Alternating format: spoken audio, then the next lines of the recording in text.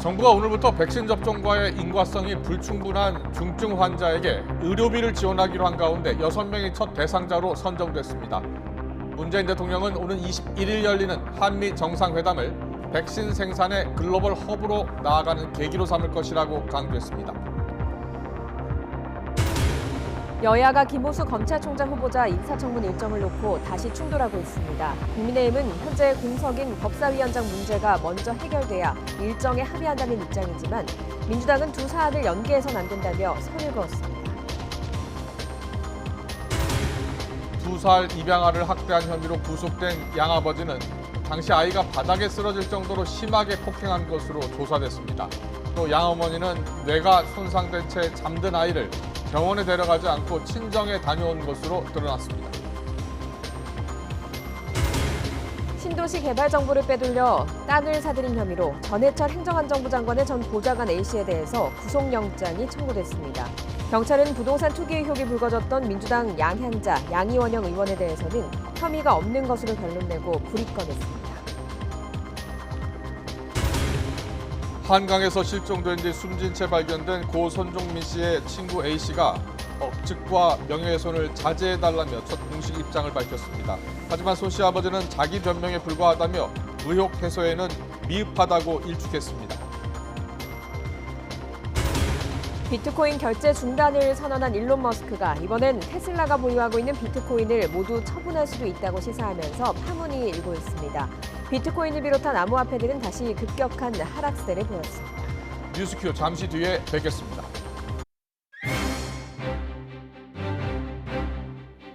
시청자 여러분 안녕하십니까? 가장 빠른 종합뉴스 뉴스큐 시작합니다. 민주당 지도부를 중심으로 추진하고 있는 부동산 규제 완화 정책의 방향. 지금 부동산 특위에서 논의가 시작이 됐죠. 그런데 내부에서 엉터리라는 비판이 공개적으로 나왔습니다. 송영길 대표 체제에서 주택담보대출 기준 상향과 재산세 완화가 추진되는 것으로 알려졌는데 진통이 예상되고 있습니다. 취재기자 연결합니다. 박서경 기자. 네, 국회입니다. 네, 민주당 지도부가 추진하고 있는 세제 완화 방안을 두고서 당 내부에서 비판의 목소리가 나왔다고요? 네, 친문계로 분류되는 강병원 최고위원이 공개 비판을 했습니다. 오늘 아침 송영길 대표가 주재한 최고위원회의에서 부동산 실패 원인도 진단 처방도 엉터리라고 생각한다고 직격탄을 날렸습니다. 특히 고가주택에 대한 세부담 경감은 투기 억제, 보유세 강화라는 정부 정책 기본에도 역행한다면서 이 부동산 정책은 청년과 신혼, 수천만 서민을 위한 정책이어야 한다고 주장했습니다. 직접 들어보시죠. 투기 억제, 보유세 강화라는 우리 정부의 부동산 정책 기본 방향과 역행합니다. 부동산 정책 실패의 원인 진단도 처방도 엉터리라고 생각합니다. 부디 우리 당의 부동산 특위가 부자들 세금 깎아주기 위한 특위가 아니길 바랍니다. 더불어민주당 지도부는 재보선 참패 이후 무주택 청년과 신혼부부를 비롯한 부동산 실소유자들에 한해 대출 규제를 완화하는 방안을 추진해왔습니다.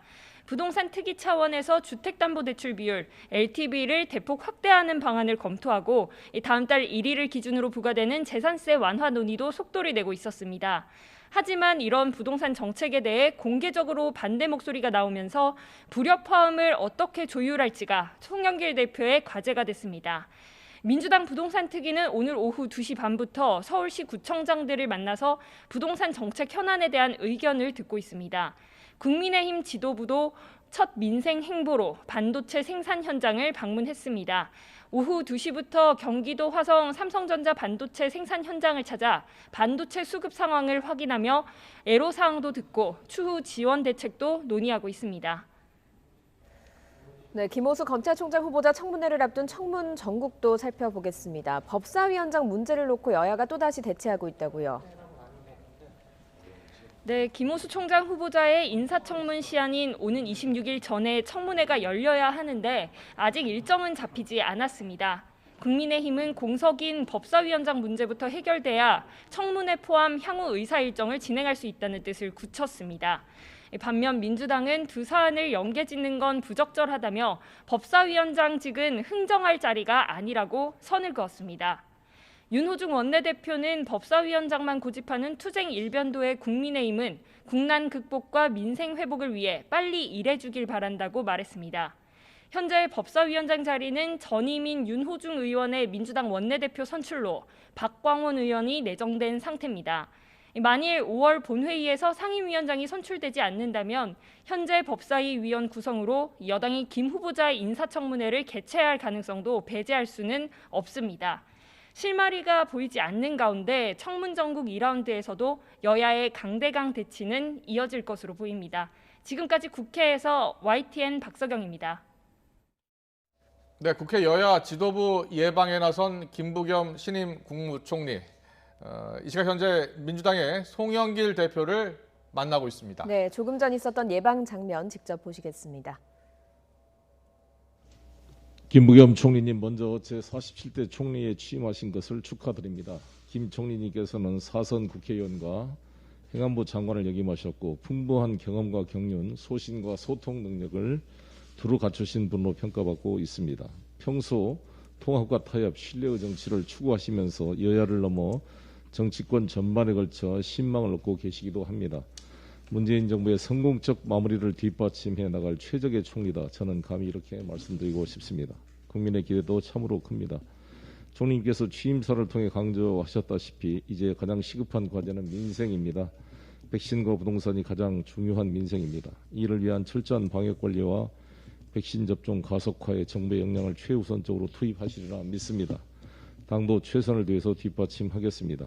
특히 대통령님께서 모레 19일 날 미국 방문길에 오르실 예정인데 백신 수급과 또 백신 생산 기지 허브와의 그러한 낭보들이 전해지기를 기대하고 있습니다. 부동산 문제에 대해서도 당정이 지혜를 모아가고 있습니다. 큰 틀에서 정책적 기조를 유지해야겠지만 금융 부분 등에서 실수요자들이 겪는 어려움을 해소하는 데도 같이 노력을 기울였으면 합니다. 코로나 손실보상 관련 법안과 K반도체 전략 추진, 4차 국가철도망 계획 보완 등에 대해서도 함께 당정이 긴밀히 협의해 갔으면 좋겠습니다. 우리 문재인 정부 임기가 이제 1년 남짓 남았는데 저는 이 1년의 시간이 문재인 정부의 성패가 달려있다고 생각합니다. 당과 정부가 긴밀하게 소통하고 더욱 단단하게 결속해서 주어진 문제를 해결해서 국민들을 안심시키고 국민의 삶을 지켜나가도록 했으면 하겠습니다. 더불어민주당은 국정운영을 확실히 뒷받침하면서 민심도 가감없이 전달하겠습니다. 다시 한번 오늘 방문해 주신 김부겸 총리님께 감사를 드리고 취임을 축하드리겠습니다. 예, 따뜻하게 맞아주신 송영길 대표님, 윤호중 원내대표님을 비롯한 더불어민주당의 지도 여러분 감사합니다. 여러 가지로 열정을 가지고 출범했던 정책들이 이제 마지막 마무리 지을 것은 마무리 짓고 또 부족했던 부분은 또 다음 정부로 이양을 해야 되고 또 그러면서도 국민의 여러 가지 기대에 부응해야 하는 어려운 과제가 저희들한테 놓여 있는 것 같습니다. 특히 코로나19라는 이 미정유의 감염병과의 싸움은 우리 많은 국민들을 지치게 하고 있습니다. 뭔가 시원한 정책이 나오기를 기대하고 있습니다만 현실에 있어서 우리가 동원할 수 있는 자원이라든가 또 기회는 그렇게 녹록치 않은 것이 현실입니다. 그럼에도 불구하고 서로 국민적 기대 속에서 출범하신 송영길 대표님의 민주당이 이런 국민들의 아픔과 또 답답함을 풀어주시는 그런 여러 가지 선도적인 역할을 해주실 것을 믿어 심지 않습니다. 저희 정부는 그동안 여러 가지 문재인 정부가 희망했던 것들 중에서 잘 마무리가 될 것은 빨리 과시적인 마무리를 하도록 하겠습니다. 부족했던 부분들은 당과 상의를 해서 어느 부분들이 더 보완이 돼야 되겠고 또 어느 부분들은 시간상 저희들이 감당하기가 쉽지 않겠다 하는 것은 또 그렇게 갈무리를 해서 넘길 수 있는 건 넘기도록 하겠습니다. 제일 안타까운 것은 코로나19라는 이 감염병은 온 국민이 모두 함께 가야만 극복할 수 있음에도 불구하고 일부 잘못된 정보에 기초한 여러 가지 이야기들 때문에 60세에서 74세에 속한 국민들이 백신 접종에 대해서 여러 가지 아직까지는 우려와 또 불신을 보이고 있는 것이 현실입니다. 정부는 최선을 다해서 이 부분에 대한 우리가 다시 일상으로 돌아가기 위해서는 결국은 우리 모두 다 스스로와 이웃과 나라 전체를 위해서라도 함께 백신 접종을 해 주셔야만 다시 일상으로 되돌아갈 수 있다는 점을 잘 설득하고 호소하겠습니다. 당에서도 이 문제에 대해서는 잘 뒷받침해 주실 것을 요청드립니다. 당에서 늘 힘들어하시는 국민의 민심을 제때 바로 반영할 수 있는 그런 정책을 제대로 시행하지 못한 부분이 있다면 그것은 저와 정부의 모든 공직자들이 최선을 다해서 고칠 것은 고치고 또 당의 충고에 따를 것은 따르도록 그렇게 하겠습니다. 앞으로도 많은 어려움이 예상됩니다만은 당정이 한 목소리를 낸다면 국민들도 저희들의 그런 진지한 노력들을 평가해 주시라고 믿고 그것이 송영길 대표님 또 윤호중 원내대표님을 비롯한 민주당 지도부들이 바라는 앞으로의 바람직한 정치적인 운영이 아닐까 그렇게 생각합니다. 부족하지만 저에게 주어진 이 사명을 정말 30년 제도 정치권에 와서 일을 해왔습니다만 많은 경험과 부족함 절감하고 있습니다. 최선을 다해서 뒷받침하도록 하겠습니다. 감사합니다. 네, 고맙습니다. 네, 고맙습니다. 다음 우리 윤호중 대표님. 국민의힘 당대표 선거를 앞두고 실시한 여론조사에서는 이준석 전 최고위원이 1위를 차지했습니다. 피해 날이 지난 14일 머니투데이와 미래한국연구소 의뢰로 1,005명을 조사한 결과 이준석 전 최고위원은 20.4%의 지지를 얻었습니다. 같은 기관의 앞선 여론조사에서 1위를 차지했던 나경원 전 의원은 15.5%로 2위, 주호영 전 원내대표는 12.2%로 3위를 차지했습니다. 이어 김웅, 홍문표, 조경태 그리고 김은혜 의원 순이었습니다. 국민의힘 당대표는 현재 당원 당규대로라면 여론조사 30%에 당원 투표 70%를 더해서 최종 선출됩니다. 네, 이번 주말 후보 등록을 시작으로 국민의힘 당대표 선거가 본 궤도에 오르게 됩니다. 나경원 전 의원이 여의도에 사무실을 마련하면서 출마 채비에 나서자 다른 당권 주자들의 견제구가 잇따랐습니다. 직접 들어보시죠. 어떻게 하면 정권 교체할 수 있느냐, 뭐 이런 거에 큰 그림 속에서 우리 전당대회를 바라보고 있지 않으십니까? 그런데 어떤 제가 역할을 할 수 있느냐, 전당대회 역할이냐 아니면 다른 역할이냐 조금 더 마지막 고민하고 있다는 말씀드리겠습니다. 당권이냐 대권이냐 아직은 고심 중이라는 나경원 전 의원. 서울시장 선거 당시 쓰던 여의도 사무실을 재계약한 것 역시 다목적이 될 수 있다고 여지를 남겼지만 견제가 쏟아졌습니다. 들어보시죠.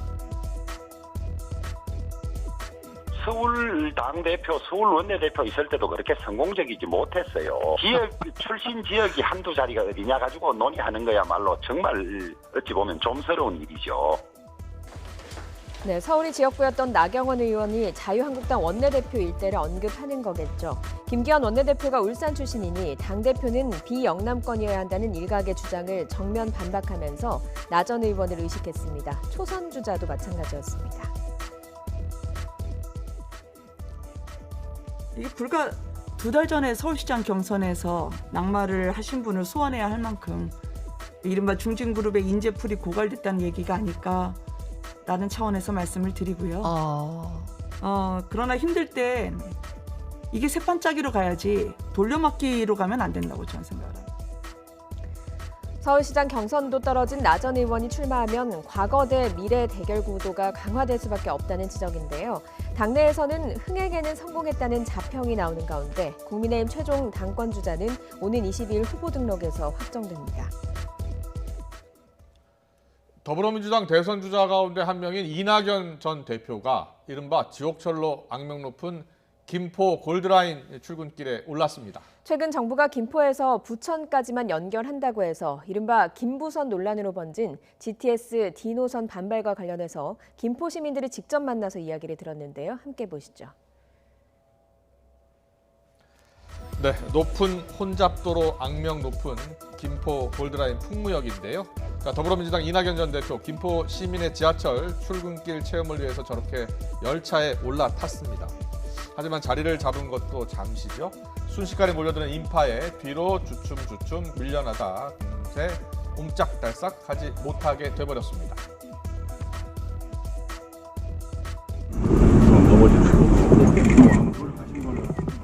네, 이낙연 전 대표는 GTX D노선 서울 강남과 하남까지 이어져야 한다는 김포 시민들의 바람이 이루어지지 않자 직접 지하철에 탑승해서 여론을 들었습니다. 또 이동 과정에서 노형우 국토교통부 장관에게 직접 전화를 걸어서 이 문제를 쉽게 생각해서는 안 된다고 말하기도 했습니다. 김포 장기역에서 여의도 국회의사당까지 1시간 반이나 걸린 이 전 대표, 이런 소감으로 체험을 마무리했습니다. GTX-D 정부가 약속했던 것이니만 약속은 반드시 지켜야 GTX-D 원안을 지키도록 정부에 촉구합니다. 공직자 등의 땅 투기 의혹을 수사하고 있는 경찰이 LH 직원 강모 씨와 전해철 행정안전부 장관의 전 보좌관에 대해서 구속영장을 신청했습니다. 의혹이 불거진 더불어민주당 양향자, 양이원영 의원에 대해선 혐의가 없는 것으로 보고 불입검 결정을 내렸습니다. 취재기자 연결합니다. 김다연 기자. 네, 사회부입니다. 네, 정부합동특별수사본부가 출범되고 대대적인 부동산 비리 수사가 시작된 지 2달이 넘었는데요. 자, 지금까지 경찰서 상황 정리해 볼까요? 네, 우선 투기 의혹이 가장 먼저 불거진 LH부터 살펴보면요. 경기 남부경찰청은 지난 3월 참여연대 등이 처음 고발한 직원 강모 씨 등 2명에 대해 오늘 오전 구속영장을 신청했다고 밝혔습니다. LH에서 보상 업무를 담당하던 강 씨는 사태 초기부터 주요 피의자 가운데 한 명으로 지목돼 왔습니다. 지난 2017년부터 최근까지 광명 시흥 신도시 안팎 토지를 사들이고 보상을 노린 듯 땅에 나무를 심는 등 정황이 포착돼 지난 3월 19일 첫 소환 조사를 받기도 했는데요. 경찰은 강 씨와 관련한 4개 필지, 부동산 38억 원어치에 대해 기소 전 몰수 보전도 신청했습니다. 전해철 행정안전부 장관의 전 보좌관 A씨에 대해서도 구속영장이 청구됐습니다. A씨는 지난 2019년 신도시 개발 정보를 이용해 아내 명의로 경기도 안산 장상지구의 땅을 사들여 부패 방지법을 위반한 혐의를 받습니다. 앞서 국민의힘 황보승희 의원은 해당 토지의 3기 신도시 지정 한 달 전 A씨가 2억 넘게 대출을 받아가며 땅을 매입했다고 투기 의혹을 제기했는데요. 경찰은 12억 원 상당의 토지에 대해서도 기소 전 몰수 보전을 신청했습니다. 국회의원의 부동산 비리 수사도 계속되고 있습니다. 의혹이 불거진 의원 5명 가운데 더불어민주당 양향자, 양이원영 의원은 혐의가 없는 것으로 파악됐는데요. 경찰은 토지 매입 당시 2 의원의 신분이 국회의원이 아니었고 또 내부 정보를 이용할 수 있는 위치가 아니었던 점을 고려했다고 설명했습니다. 그러면서 땅 매입 경위가 내부 정보가 아닌 기획부동산임을 확인했다고 전했는데요. 이와 별도로 경찰은 기획부동산이 내부 정보를 활용했을 가능성도 들여다보고 있지만 아직 혐의점이 확인된 것은 없는 것으로 알려졌습니다. 또 경찰은 가족의 투기 의혹이 불거진 국회의원 1명에 대해서는 본인도 연루된 정황이 포착돼 내사 단계에 있다며 수사 대상이 늘어날 수 있다고 말했습니다. 현재까지 특수본의 전체 수사 대상 2,300여 명 가운데 고위공직자는 5명, 지자체장은 10명, LH 관련은 64명 등입니다. 지금까지 사회부에서 YTN 김다현입니다. 경찰이 인천 노래주점에서 40대 손님을 살해하고 시신을 유기한 피의자의 신상을 공개했습니다. 피의자 이름은 허민우, 만 34살의 남성입니다. 경찰 신상정보 공개심의위는 범행이 잔혹하고 중대하다고 보고 공개를 결정했습니다. 취재기자 연결해서 알아봅니다. 박기환 기자. 네, 사회부입니다. 네, 경찰이 가해 남성의 이름, 얼굴을 공개했죠. 네, 그렇습니다. 경찰 신상정보공개심의위원회가 손님을 살해하고 유기한 것으로 지목된 피의자의 신상을 공개했습니다. 피의자의 이름은 허민우, 만 34세 남성입니다. 사진도 함께 공개됐습니다. 오늘 오후 1시 반부터 위원 7명이 참여해 논의에 들어간 지 1시간여 만에 공개된 결정인데요. 신상정보공개심의위는 먼저 범행 수법이 잔인하고 피해자 사망이라는 돌이킬 수 없는 중대한 결과를 초래했다며 신상공개 요건인 범행의 잔혹성 및 중대성 요건에 해당된다고 봤습니다. 특히 노래방 요금 시비와 112 신고 등을 이유로 주먹과 발로 피해자를 폭행해 숨지게 한 뒤 시신을 심하게 훼손해 유기하는 수법이 잔인했다는 겁니다. 또 국민적 관심이 집중되면서 공개로 인한 피해자의 인권 침해보다 국민의 알 권리 보장 등 공공의 이익이 더 크다고 봤다고 이유를 설명했습니다.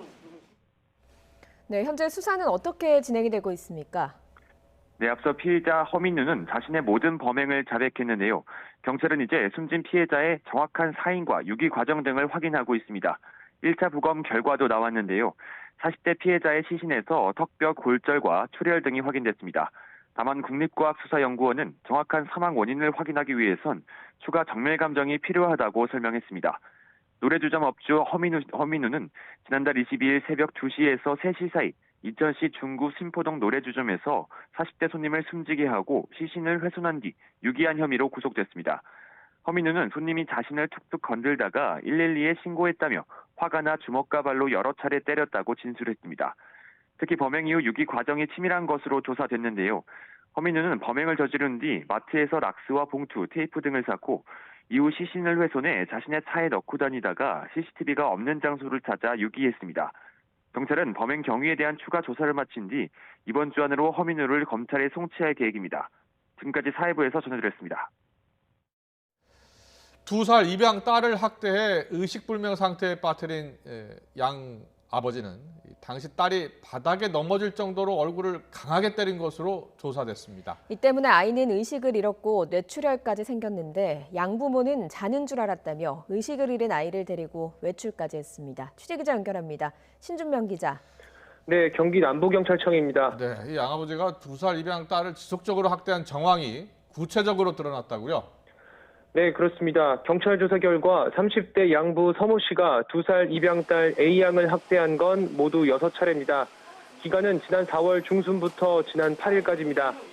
서 씨는 이번 달 초까지는 이른바 효자손이라고 불리는 등 긁개를 이용해 A양의 손바닥과 발바닥 등을 3차례 때린 것으로 조사됐습니다. 지난 4일에는 나무 재질의 구두 주걱으로 A양의 허벅지와 엉덩이를 5차례 폭행했습니다.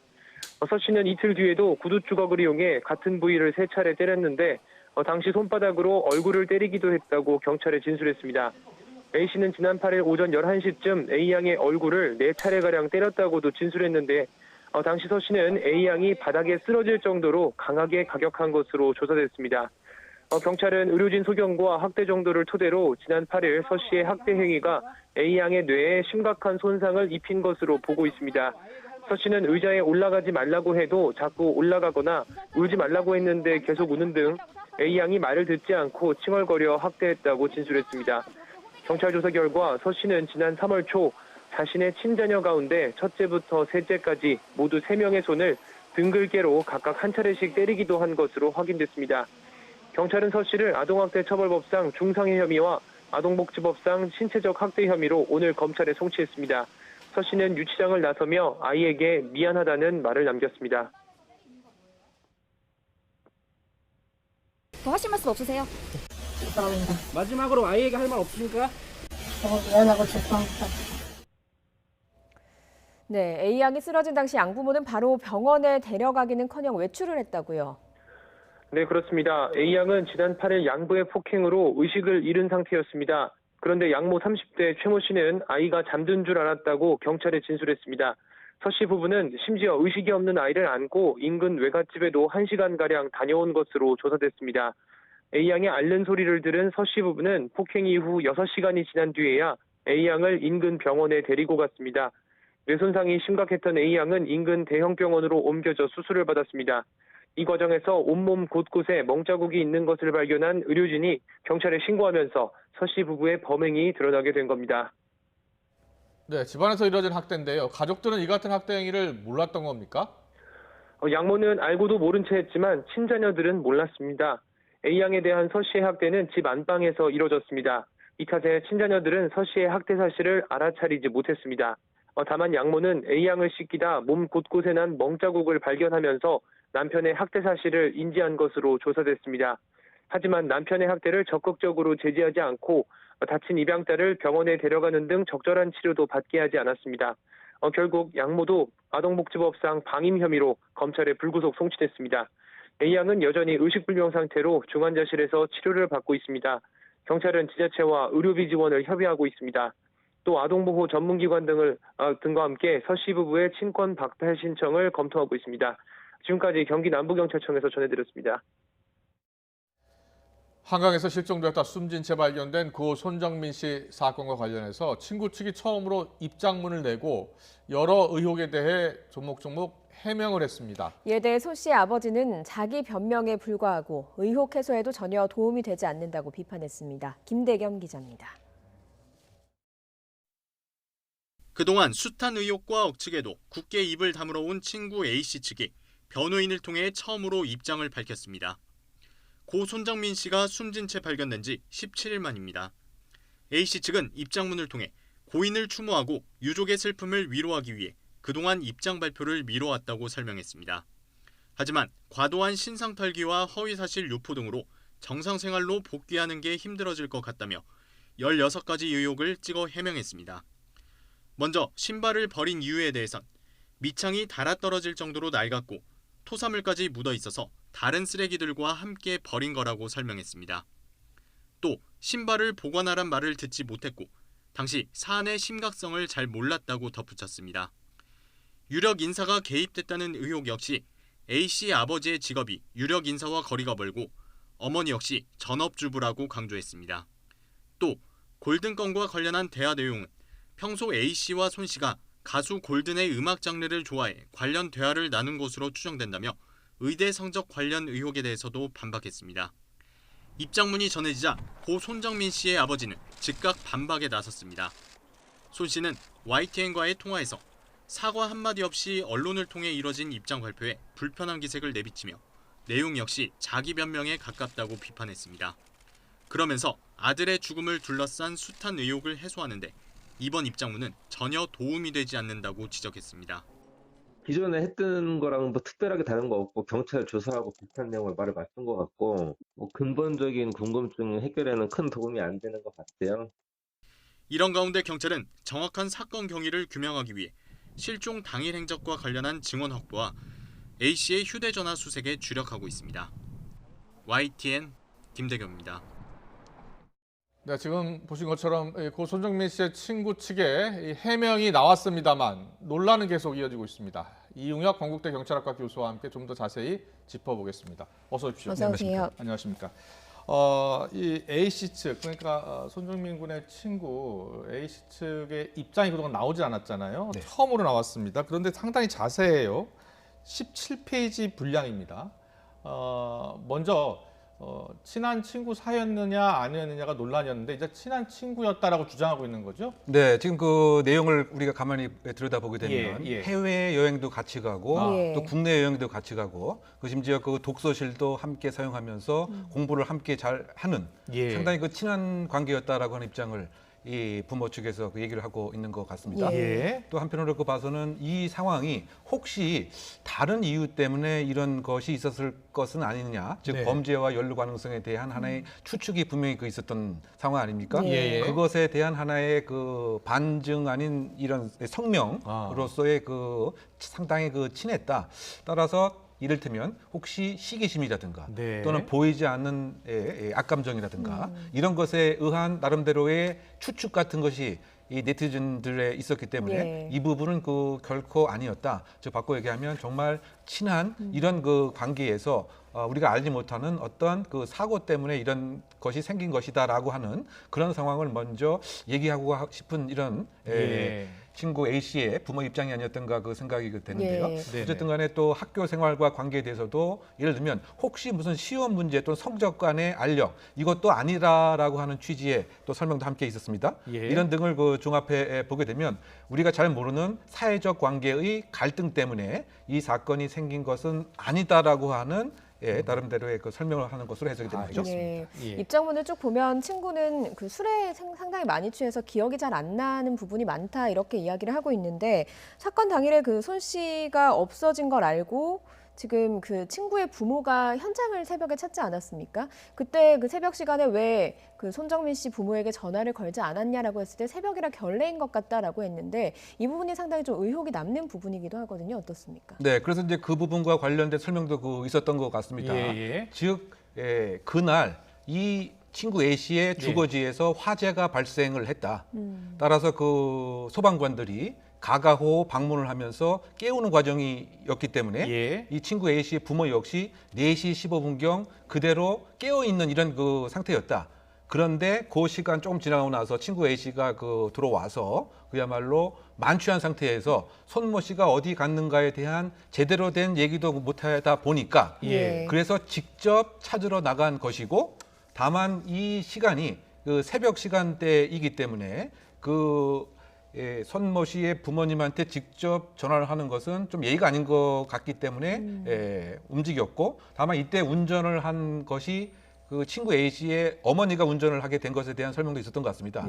왜냐하면 그 친구 A 씨의 그 아버지가 그 전날 술을 마셨기 때문에 운전을 하는 것 자체에 그 부담이 있어서 이 친구 A 씨의 그 어머니가 직접 운전을 했고, 또 이와 관련된 그 이야기들을 결국은 5시 반에 직접 연락을 했는데 신고를 손모 씨가 부모께서 직접 하겠다고 얘기를 해서 그 다음에는 우리는 신고를 안 했다. 즉 바꿔 얘기하면 4시 반부터 5시 사이에 그 부모의 그 행적에 대한 나름대로의 그 의심스러운 상황에 대해서 또 추측도 있었기 때문에 그것을 나름대로 이제 그 소명을 이제 한 이런 셈이고요. 더군다나 혹시 이 친구 A 씨와 부모만이 알 수 있는 내용을 공유를 한 것은 아니냐, 또 이런 추측도 있었기 때문에 아마 그것과 관련돼서는 그 임의성에 근거한 이 디지털 포렌식, 즉 친구 A 씨의 부모에 관한 디지털 휴대폰에 대한 그 임의성에 근거한 조사 다 이루어진 것과 더불어서 이와 같은 설명도 함께 한 것이 아닌가 해석됩니다. 네.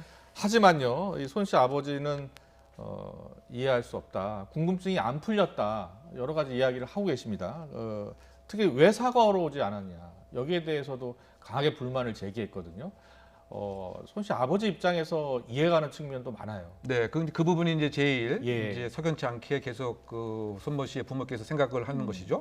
정말 이렇게 그 친한 친구라고 한다면 무엇보다도 적극적으로 그 내용을 소상히 밝히고 그야말로 장례식에도 적극적으로 참여를 하고 문상을 하고 사과를 직접적으로 함이 일반적인 감정인데 왜 사과가 없었고, 더군다나 지금을 이 시점에서 언론을 통해서 그 사과 아닌 사과의 내용이 전달되는 것, 이거 자체는 상당히 서운하고 뭔가 만족지 못한다, 이런 표현을 계속 하고 계신 것 같고요. 지금 실체 진실과 관련된 내용이 이번 그 친구 A 씨 측의 설명에 의해서 밝혀진 것은 아무도 없다. 오히려 그 경찰의 수사 내용과 함께 말맞추기식의 것에 불과하다. 여전히 그 마음속에 불만과 무엇인가 부족한 점은 그대로 갖고 계신 걸로 해석이 되는 것이죠.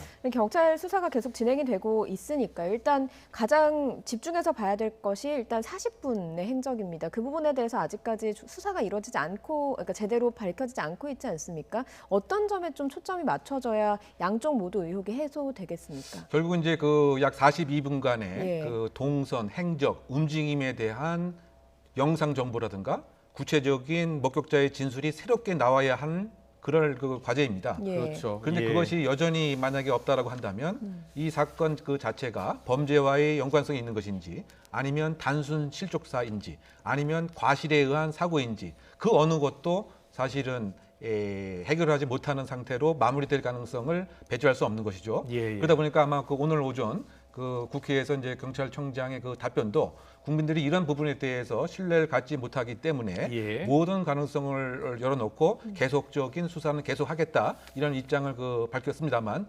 여전히 42분간의 구체적인 행적을 어떻게 확보하느냐, 이것이 그 과제가 아닌가 생각이 됩니다. 네, 알겠습니다. 다음 주제로 넘어가겠습니다.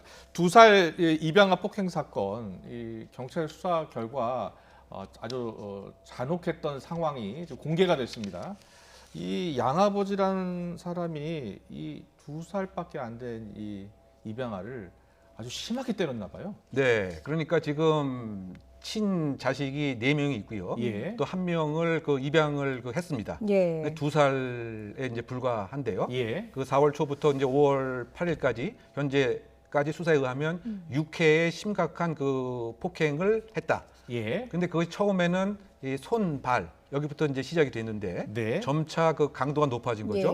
그야말로 그 나무 재질이 구두 주걱에서부터 이제 등을 긁는 이제 그런 그 도구에 그 이르기까지. 예. 그래서 5월 8일 날 이제 얼굴에 직접적인 이제 공격 행위 등을 해서 정신을 이제 잃은 상태였죠. 예. 그래서 결국은 바로 갔어야 되는데 그러지 못한 상태에서 병원에 갔더니 예. 무엇인가 그 아동 학대의 그 정황이 분명히 있어서 결국 신고가 이루어져서 지금 수사가 그 시작된 것인데 지금 그 의학적 그 소견이 그 뇌의 그 상당 부분이 이렇게 충격과 상실을 그 받았다. 예. 그래서 사실 뇌수술을 하는 상태였지만 아직까지 정확한 의식을 찾지 못하고 있는 이제 이런 상태입니다. 그러니까 그때 8일 날 때렸는데 그때 이제 뇌출혈이 났던 거죠. 그렇죠. 예. 그래서 그 빨리 병원에 데려갔어야 되는데 그것도 몰랐고. 네, 그래서 예. 이제 그 아동 학대에 관한 처리에 관한 특례법의 중상해입니다. 예. 그러니까 상해보다 중상해라고 하는 것은 건강의 완전성을 완전하게 심각하게 잃을 정도로 심각한 상해라고 하는 것이고요. 예. 더군다나 그 의학적인 그 연구 결과에 의하면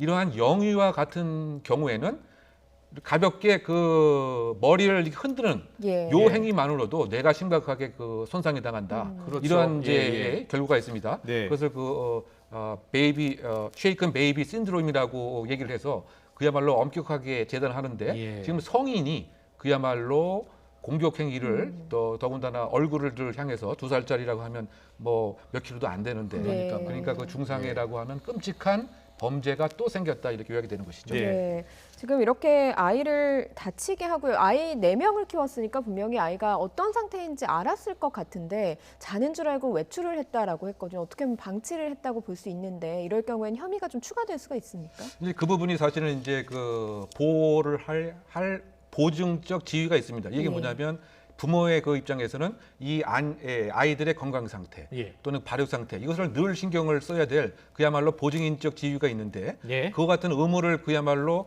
해태하고 그야말로 1시간 동안 어디로 가버렸다고 하는 것은 이것은 이제 그 방임의 혐의가 있는 것이죠. 근데 일반적으로 지금 같은 경우를 종합해 보면 중복 학대의 혐의가 농후한 것입니다. 예. 그러니까 중복 학대라고 하는 것은 조금 전에 우리가 토의한 바와 같이 물리적인 공격 행위, 네. 물리적 학대, 더군다나 또 이와 같이 그 살펴야 할 것을 제대로 살피지 않은 것이죠.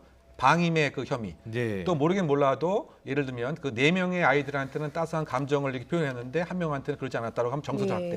네. 이것이 한꺼번에 일어나는 이른바 그 중복 학대 혐의가 상당히 크지 않겠느냐. 예. 더군다나 이것이 1회에 그친 것이 아니고 상당 기간 반복됐다고 한다면 상습성이 있기 때문에 처벌에 있어서는 이제 그 가중되는 것인데요. 근데 뭐 처벌보다 더 중요한 것은 이것을 사전에 막는 이런 예. 그 제도와 인프라가 아직까지 작동하고 있지 않구나. 예. 여기에 우리는 더 방점을 둬야 되지 네, 않나 생각됩니다. 답답한 상황입니다. 그런데 이 양부 친자녀 3명도 폭행한 혐의로 경찰이 조사를 하고 있더라고요. 네, 그러니까 이제 어떻게 본다면 상습성이 그 농후한 것이고요. 훈육과 이를테면 그 학대의 경계선을 잘못 이해하고 있는 것 같습니다. 네. 그 본인의 그 아마 얘기는 거짓말을 하고 말을 잘 안 듣는다고 하는 예, 때문에 예. 훈계라고 그 생각을 했지만 예. 여전히 그 물리적인 공격 행위라고 하면 이 역시 이제 그 학대인 것이죠. 네. 그러다 본다면 이 친자식에게도 이와 같은 학대, 또 임약한 아이에게도 학대. 그럼 아까 말씀드린 대로 그건 상당히 1회에 그친 것이 아니고 지속적으로 반복된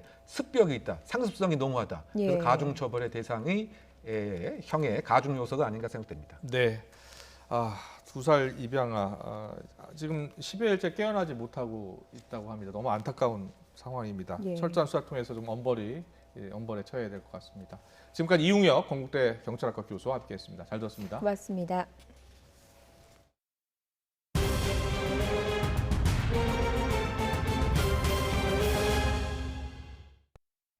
서울의 코로나19 신규 확진자 수가 195명으로 닷새 만에 100명대를 기록했습니다. 검사 건수가 줄어드는 주말 휴가 영향으로 보이지만 지난주 같은 요일과 비교해서 54명 늘어서 그 효과도 미미한 것으로 보입니다. 지난주 서울의 일평균 확진자 수는 207.4명으로 이전 주 196.7명보다 10.7명이 늘었고 감염 경로가 불분명한 환자 비율도 24.5%에서 30.1%로 증가했습니다. 전라북도 정읍의 한 고등학교 학생 3명이 확진 판정을 받아 학생과 교직원 등 540여 명이 진단검사를 받고 있습니다. 해당 학교는 2주간 비대면 수업으로 전환하기로 했습니다. 충남 천안시청 직원 1명이 추가로 양성 판정을 받아서 시청사 관련 확진자가 16명으로 늘어났습니다. 새 확진자는 주말 동안 진행된 직원 전수조사를 통해 확인됐으며 확진자 발생으로 자가격리에 들어간 직원은 200여 명으로 증가했습니다. 자영업자 단체들이 코로나19 손실보상금 한도를 최대 3천만 원으로 정하는 내용을 담은 손실보상안을 정부에 제안했습니다. 전국 자영업자 비상대책위원회는 오늘 국회 앞에서 기자회견을 갖고 최초 행정명령이 내려진 2020년 3월 18일 이후 1년 동안 손실은 긴급 재정명령을 통해 신속히 지급하라고 요구했습니다. 또 손실보상 대상은 집합금지와 제한명령을 받은 자영업자로 제한하고 보상금액은 국세청 신고 매출액 기준 직전 1년 동안의 매출액 차액의 20%로 제한했습니다. 하반기 해외여행 가능성에 대해 정부는 예방접종 진행 상황과 변이 바이러스 유행 등에 따라서 국가별로 다를 수 있다고 전망했습니다. 다만 백신 여권이 도입될 경우 아스트라제네카 백신 접종자가 차별을 받을 수 있게 될 수 있다는 주장은 현실성이 없다고 밝혔습니다. 서울시가 오늘부터 시내 콜센터와 물류센터에서 자가검사 키트 시범 사업을 시행합니다. 고위험시설인 콜센터와 물류센터 검사를 확대해서 확진자를 조기에 발견하고 집단 감염을 차단하겠다는 건데요. 현장에 나가는 취재기자 연결합니다. 양동훈 기자. 네, 서울 성동구에 있는 콜센터 건물 앞에 나와 있습니다. 네, 오늘부터 콜센터에서 이제 자가검사 키트 시범 사업이 시행되는데요. 어떻게 진행이 됐습니까? 네, 그렇습니다. 제가 나와 있는 콜센터는 이번 시범 사업 대상입니다. 오늘부터 콜센터 근무자들은 일주일에 한 번 출근하기 전 집에서 자가검사 키트를 사용한 뒤 음성 판정이 나와야 출근할 수 있습니다.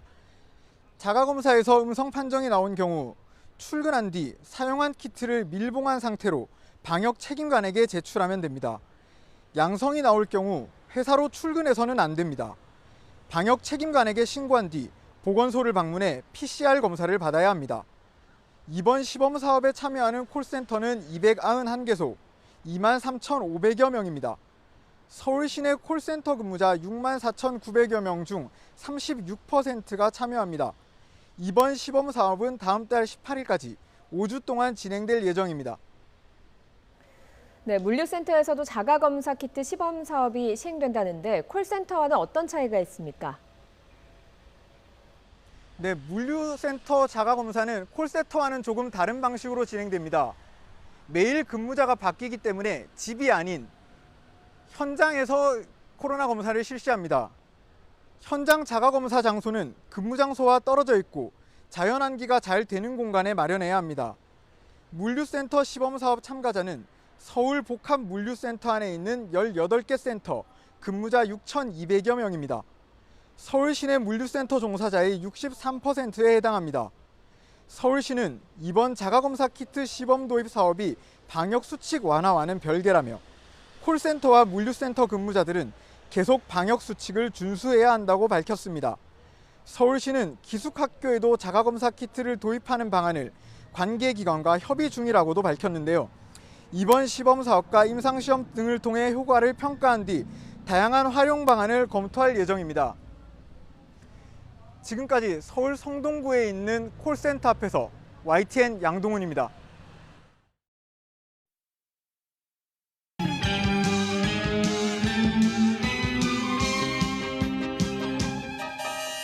비 내리는 호남선 만행열차에 흔들리는 차차. 그러나 저는 국민의 뜻과 촛불의 정신을 충분히 헤아리지 못했습니다.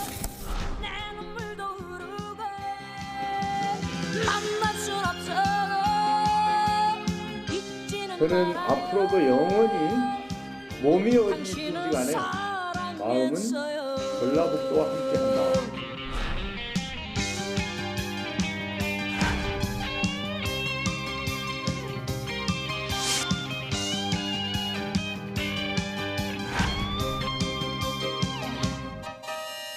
비 내리는 호남선 마지막 열차 기적 소리 슬피 우는데 민물이 흐르고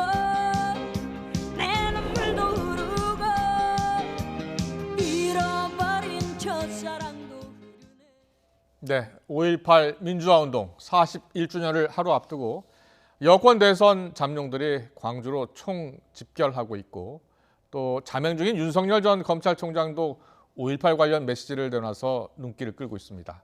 한편 윤 전 총장의 별의 순간을 예고했던 김종인 전 국민의힘 비대위원장은 이번엔 김동연 전 경제부총리의 대권 가능성을 시사해서 그 배경에 관심이 쏠리고 있습니다. 추은호 해설위원과 관련 내용 자세히 짚어보겠습니다. 어서 오십시오. 네, 안녕하세요. 안녕하세요. 자, 5.18 민주화운동 41주년을 앞두고 여야 대선주자들이 총 집결하고 있는데요. 그렇습니다. 먼저 5.18 유족회가 국민의힘 의원 2명을 처음으로 이 추모제에 초청했습니다. 어떤 의미가 있습니까? 참 격세지감이라고 예. 이렇게 표현할 수가 있겠죠. 저는 개인적으로 보수 정당 국민의힘이 국민의 마음을 온전하게 얻으려면은 그게 두 가지를 극복을 해야 된다, 네. 넘어야 된다라고 생각을 해왔는데 하나가 광주, 예. 또 하나는 탄핵. 예. 이 문제를 그냥 유야무야 넘어가서는 안 된다라는 것이 그렇게 이제 쭉 말씀을 드려왔는데 네. 김종인 위원장이 비대위원장 시절에 무릎 사과를 하지 않았습니까? 예. 그것이 김종인 비대위원장의 개인적인 행동은 아니다라는 것을 김기현 원내대표도 이렇게 찾아가서 이렇게 사과하고 예. 하는 모습들, 또 초선 의원들도 그런 모습들도 보여주고 그런 노력들이 쌓여서 어떻게 보면은 5.18 추모제에 정운천, 성일종 두 국민의힘 의원들이 이렇게 초청받는 그런 일도 이렇게 발생하게 됐습니다. 네, 물론 예. 두 의원이 노력한 부분들도 있겠지만 네. 5.18을 보는 국민의힘의 시각도 바뀌었고 예. 또 광주의 마음도 좀 열린 마음으로 바뀐 것 아니냐 예. 이런 생각이 들었습니다. 네, 알겠습니다. 여권 잠룡들의 이제 호남 쟁탈전이 이제 본격화됐다라는 생각이 듭니다. 아무래도 이 호남에서 승기를 잡아야지 또 당 대선 주자가 되지 않겠습니까? 그렇습니다. 예. 그 민주당에서 호남의 중요성은 뭐 말할 필요가 없겠죠. 어떻게 보면은 민주당의 뿌리가 호남에 있다라고 예. 이제 말할 수도 있을 정도고요. 지금 이제 더불어민주당이 호남이라는 한 축, 그리고 친문이라는 한 축, 이 두 축으로 운영된다고 해도 예. 과언이 아닌 지경 아닙니까? 그래서 이제 특히 여권 대선 주자들은 이 호남의 민심을 잡아야 된다라는 것이 절체절명의 과제가 아닐 수 없을 겁니다. 예. 그래서 이제 호남이라는 것은 이제 호남만의 문제가 아니라 거기에만 지지세를 얻는 것이 아니라 호남의 또 이제 그 표가 네. 좀 특이한 점이 뭐냐면은 예. 수도권 표와 동질 현상을 보이는 경우가 과거에 참 많이 보였습니다. 그렇군요. 예를 들어서 이제 예. 서울 경우에는 각 충청이나 영남표보다 더 많은 본적을 둔 분들이 호남 예. 분들이 많이 계시거든요. 그래서 호남표가 그 수도권에 있는 호남표와도 상당히 동질한 현상을 항상 보여왔기 때문에 예. 결국 호남 공략은 수도권 공략이다. 네네. 그렇기 때문에 여권의 대권 주자들이 이렇게 호남표를 잡는데 사활을 걸고 있는 것 같습니다. 그렇군요. 그런데 이 최근 민주당과 문재인 대통령의 호남 지지율이요 조금씩 떨어지고 있다라는 그렇습니다. 여론조사 결과가 나왔습니다. 오늘 나온 YTN 리얼미터 여론조사 결과도 보니까 민주당에 대한 호남 지지율 일주일 전보다 11%포인트 이상 떨어졌네요. 그렇습니다. 단순히 오늘 나온 리얼미터 여론조사뿐만 아니라 예. 최근 나온 다른 여론조사도 그렇습니다. 오늘 리얼미터 여론조사를 보면은 민주당의 호남 지지율이 11%포인트 이상 떨어진 것으로 나타나고 있고요. 네. 지난주 금요일 나온 갤럽 여론조사를 보면은 문재인 대통령의 국정 지지율이 호남에서 긍정이 45, 부정이 44입니다. 거의 비슷해졌습니다. 그렇군요. 그리고 예. 민주당 지지율도 7%포인트 떨어지고 이렇게 민주당과 문 대통령에 대한 호남의 지지율이 싸늘하게 바뀌는 것은 결국 지난 총선에서 거대 의석을 줬는데도 부동산 문제 해결 못하죠. 예. 사회 양극화 문제 제대로 접근하지 못하죠. 이런 데 대한 싸늘한 시각이 담겨 있다. 그래서 민주당이 이제 송영길 대표가 물론 호남 출신이긴 합니다만은 예. 그럼에도 불구하고 여전히 아직까지 마음을 완전히 열어주지 않고 이렇게 있는 호남 민심이 싸늘하다라는 지금 상황이기 때문에 여권 주자로서는 비상이 걸렸다. 이렇게 예. 받아들이시면 될 것 같습니다. 알겠습니다. 자, 여권 주자들 비상이 걸렸는데요. 이 호남이 고향인 이낙연 전 대표. 정세균 전 총리, 이 호남 대표주자의 쟁탈전도 지금 눈길을 끌고 있습니다. 두 사람의 주요 발언 듣고 오겠습니다. 올해 초 저는 전직 대통령 사면을 거론했습니다. 그러나 저는 국민의 뜻과 촛불의 정신을 충분히 헤아리지 못했습니다. 그 잘못을 사과드립니다.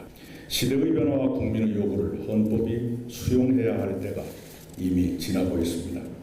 그래서 저는 민주주의 성지 광주에서 내 삶을 지켜주는 민주주의를 위한 개헌을 국민 앞에 제안드립니다. 저는 앞으로도 영원히 몸이 어디 있든지 간에 마음은 전라북도와 함께한다 이렇게 다짐을 하고 있습니다. 지금까지 잘 키워주셨는데 앞으로도 물도 주고 거름도 주고 햇빛도 들어오게 하셔서 잘 키우셔서 더 써주십시오. 우리 전라북도를 위해서 그리고 대한민국을 위해서 역할을 할 수 있도록 저 정세균을 이용해 주십시오. 써주십시오. 이렇게. 네. 자, 두 대선주자의 목소리를 들어봤는데요. 이낙연 전 대표요. 최근에 좀처럼 지지율이 반등하지 못하고 있는데 그렇습니다. 오늘 어제 이 사면론에 대한 사과 그리고 또 개헌론을 꺼내 들었어요. 어떤 의미가 있겠습니까? 일단 사면을 연초에 대표 네. 시절에 꺼낸 것에 대해서 사과한 것은 이해가 됩니다. 예. 왜냐하면은 이낙연 전 대표의 지지율이 작년 연말 정도부터 이렇게 급격히 떨어지지 않았습니까? 그렇습니다. 예. 추윤 갈등을 당 대표로서 제대로 주도적으로 해결 못하고 친문 관계에서 리더십을 못 보였다라는 것이 큰 이유였을 것이고요. 그리고 이재명 지사와의 지지율 격차가 확 벌어진 것이 연초에 발생한 그 사면 건의를 하겠다라고 하는 발언 때문에 지지율이 확 꺼지는 그런 현상이 나타나는데 그것을 이제 뒤늦게나마 광주에 가서 사과를 했다라는 것은 이낙연 대표로서는 피할 수 없는 그런 숙제를 했다라는 생각이 드는데 네. 저도 개헌론에 대해서는 조금 개인적인 생각이 좀 다릅니다. 이낙연 전 대표랑. 예. 왜냐하면은 지금 단계에서 개헌론을 꺼내는 것이 과연 무슨 의미가 있을까? 저는 개인적인 그런 생각을 하는데 특히 이낙연 전 대표가 국민 기본권 강화, 불평등을 완화하는 그런 개헌론을 제기를 했고 권력 구조 개편에 대해서는 언급하지 않지 않았습니까? 예. 하지만 지금 우리 개헌에 대해서 필요성을 공감하는 국민들이 가장 많은 절실하게 느끼는 것이 제왕적 대통령제의 폐해를 좀 고치자라고 하는 부분들인데 네. 그 부분을 빼놓고 개헌 이야기하는 것이 지금 팍팍한 민생 현안에서 그런 것들을 제쳐두고 개헌 논의를 할 단계인가라고 하는 점에서 별로 이낙연 전 대표가 왜 이런 개헌론을 꺼냈을지 저는 잘 이해가 되지 않는 대목입니다. 어떤 배경이 있을지 좀 더 설명이 필요할 것 같은데요. 정세균 전 총리 지난주부터 이제 자신의 지역 기반이죠 호남 지역 두루두면서 민심 다지기에 나서고 있는데 최근 나온 그 각종 여론조사를 보면 아직도 지지율이 그렇게 반등하지 못하고 있는 것 같습니다. 잠깐 오늘 나온 여론조사 보고서 가겠습니다. 보여주시죠.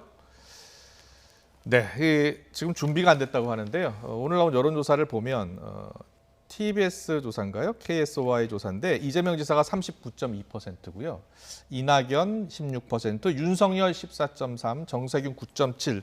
이게 호남에서의 지지율입니다. 그렇습니다. 이재명 지사가 호남에서 지지율이 높아요. 그렇습니다. 이재명 지사가 호남에서 지지율이 어느 여론조사를 봐도 1위를 달리고 있습니다. 예. 그것은 그렇다고 호남 민심이 이재명 지사를 전적으로 지지하기로 결심을 했다, 방향을 잡았다라고는 아직까지는 그런 생각은 들지는 않고요. 예. 아직까지는 이렇게 좀 간을 본다라고 할까요? 아직까지는 유보적이지만은 그래도 한번 보는 것 같은 그런 느낌을 받는데 왜냐하면 이제 단적인 예가 광주광역시의 국회의원이 8명입니다. 네. 8명 중에서 지지를 대권 주자를 겨냥해서 지지를 표명한 거 보니까 예를 들어서 이재명 지사를 지지하는 의원은 2명, 뭐 예를 들어서 제 정세균 전 총리 2명, 또 일부는 이낙연 전 대표도 지지하고 또 관망하고 철저하게 나눠져 있는 단계입니다. 그렇기 때문에 호남 지지율이 아직까지는 이낙연 전 대표나 정세균 전 총리 쪽으로 갈 가능성도 상당히 있다. 그것은 이재명 지사가 아직까지는 안심할 단계는 아닌 것 같습니다. 그렇군요. 알겠습니다. 그리고 민주당의 송영길 대표요. 성년의 날을 맞아서 오늘 국회에서 20대 청년 초청 간담회를 열었는데요. 이 자리에서요. 여권 대선 주자들의 공약에 대해서 우리 젊은이들의 쓴소리가 나왔습니다. 잠깐 듣고 오겠습니다.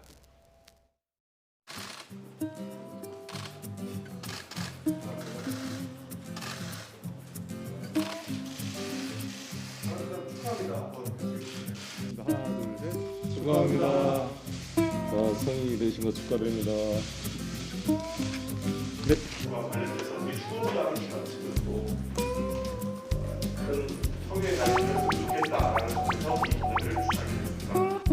축하도 드리고 반갑다는 인사도 건네지만 한편으로는 가시방석에라도 앉은 것처럼 미안하고 안타까운 마음도 듭니다.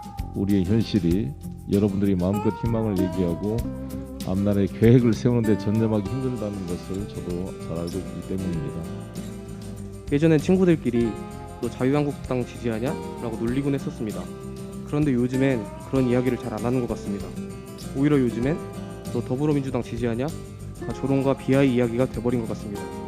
어떤 분은 구졸자에게 세계여행 경비 1,000만 원을 지급해준다고 하고 어떤 분은 군을 제대한 청년들에게 3,000만 원씩 지급한다고 하고 청년들은 더 이상 이런 공약들에 속아 표를 주지 않습니다.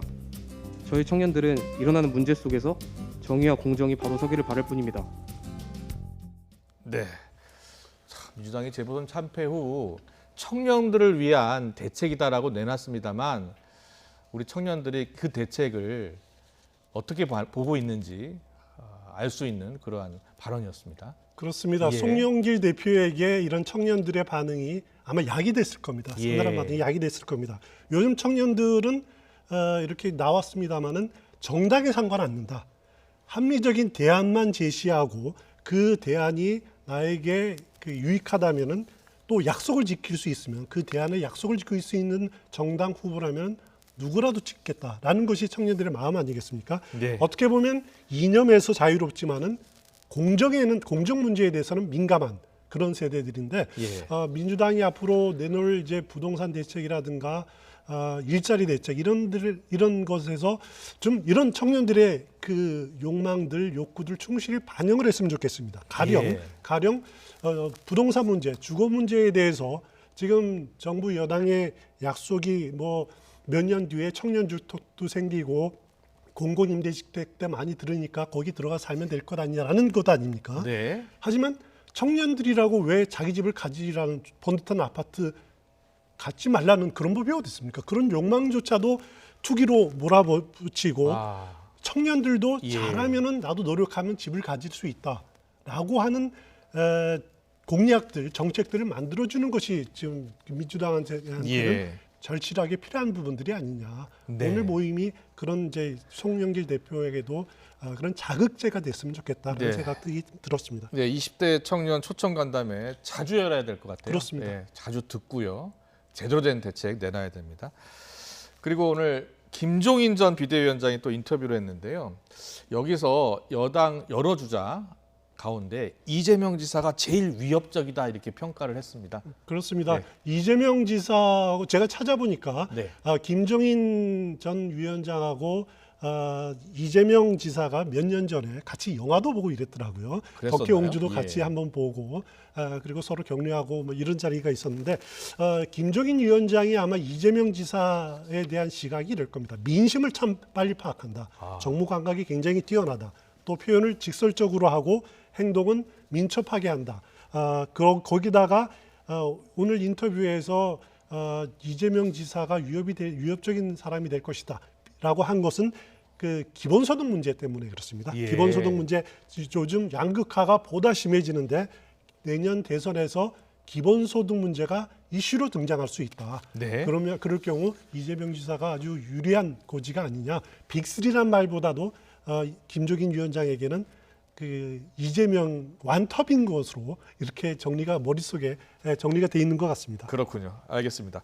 그리고 윤석열 전 총장의 별의 순간 이렇게 예고했었던 김종인 전 비대위원장.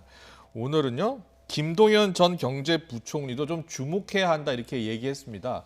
어느 정도 가능성이 있다고 보십니까? 일단 김동연 전 경제부총리에 대해서는 그동안 아주 많은 것을 대권 주자로서 매력적인 요소를 참 많이 갖추고 있다라는 것이 일반적인 평가 아니었습니까? 예. 첫 번째 자수성가형 스토리텔링형 인물. 예를 들어서 뭐 이제 그 청계천이나 경기도 광주 판자촌 출신이고 또 덕수상고 나오고 야간 대학을 다니면서 이렇게 경제부총리까지 해서 부총리까지 가는 입지전적이라는 인물.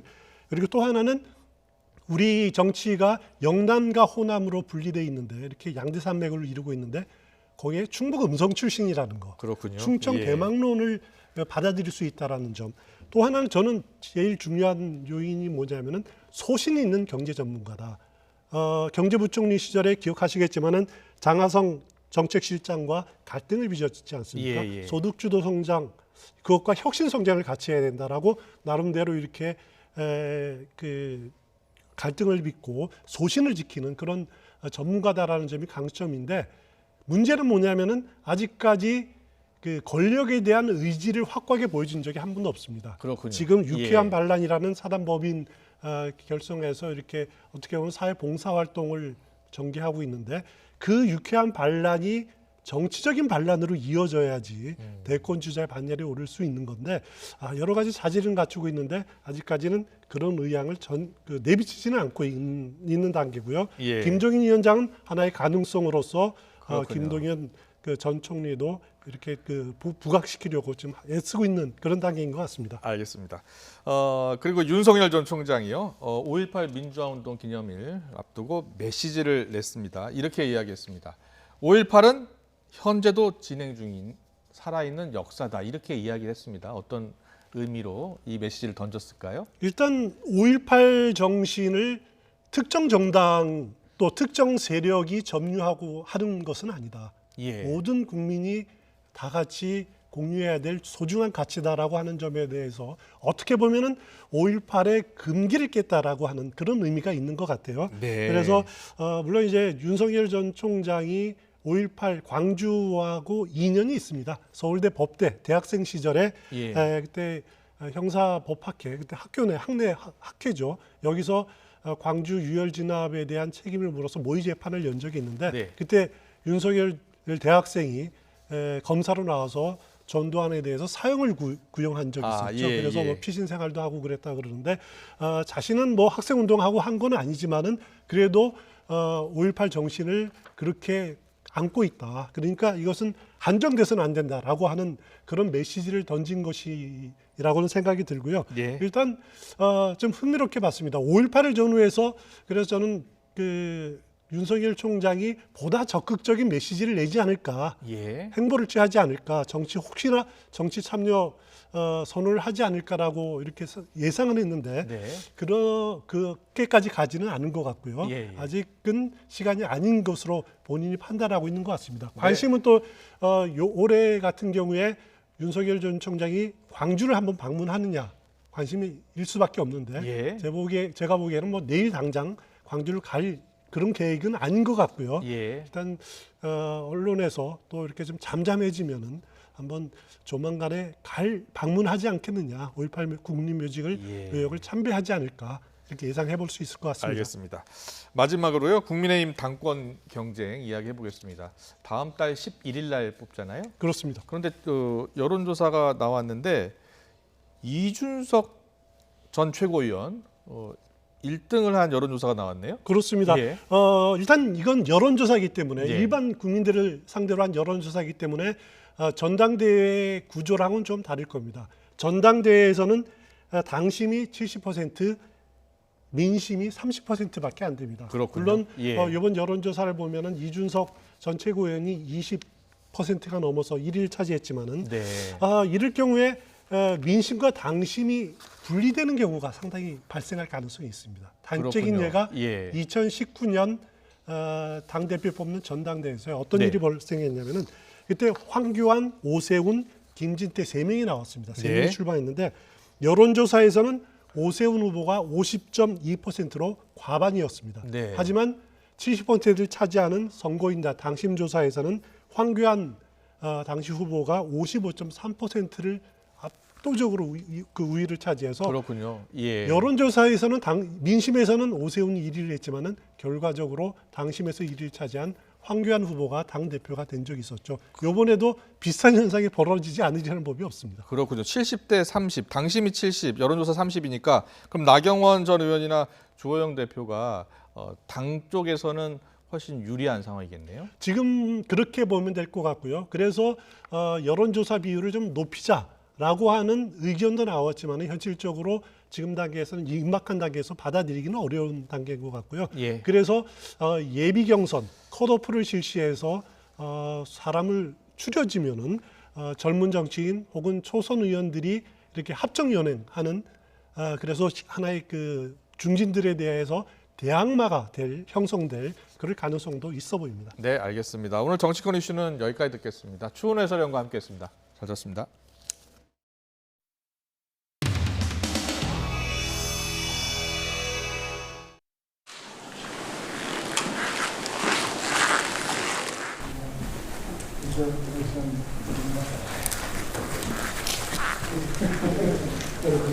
아직 제하고 아닌 사이죠.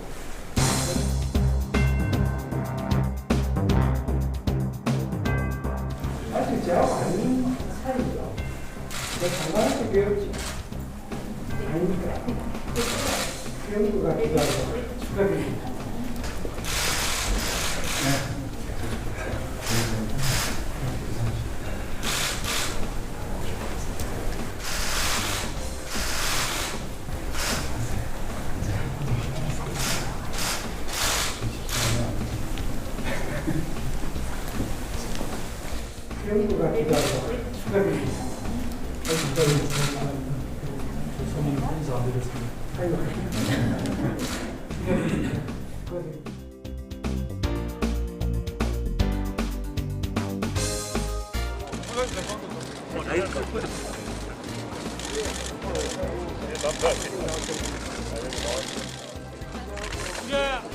유영민 실장님, 대통령에게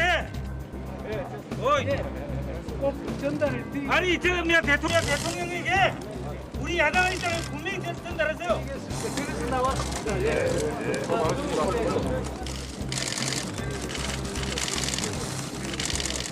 국민 무시, 협치 파괴, 문정부를 비판한다.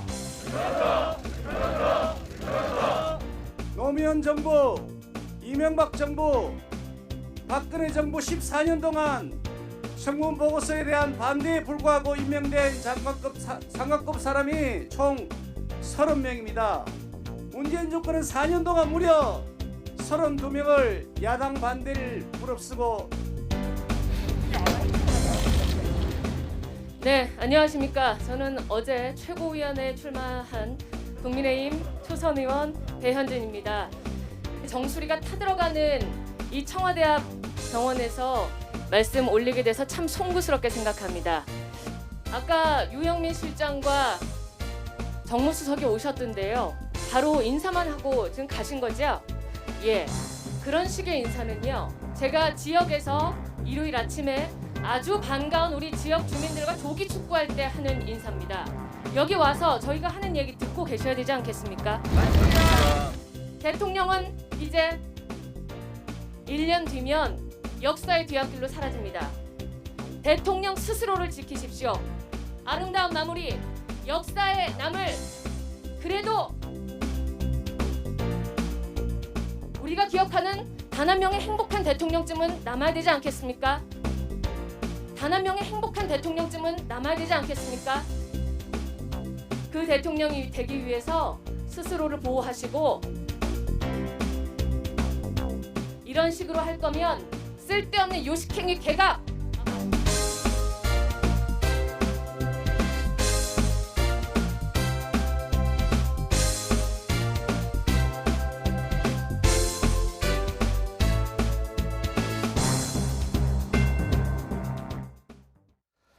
네, 코로나19 신규 확진자 주말 효과에도 619명을 기록했죠. 확산세가 좀처럼 누그러들지 않고 있습니다. 다만 백신 수급의 숨통이 조금씩 트이면서 백신 접종도 다시 속도를 낼 것으로 보입니다. 이재갑 한림대 감염내과 교수와 함께 짚어보겠습니다. 어서 오세요. 네, 안녕하세요. 네, 교수님. 네. 사흘째 600명대가 나오고 있어요. 네. 가장 염려되는 대목이 뭡니까? 일단 주말임에도 불구하고 600명대 나왔고요. 예. 아마 월요일에 600명이었던 건 1월 이후에 아마 최초였을 겁니다. 예. 그래서 그렇군요. 예, 그러니까 지난 주말부터 조금씩 이제 그 확진자가 늘어나는 패턴들이고요.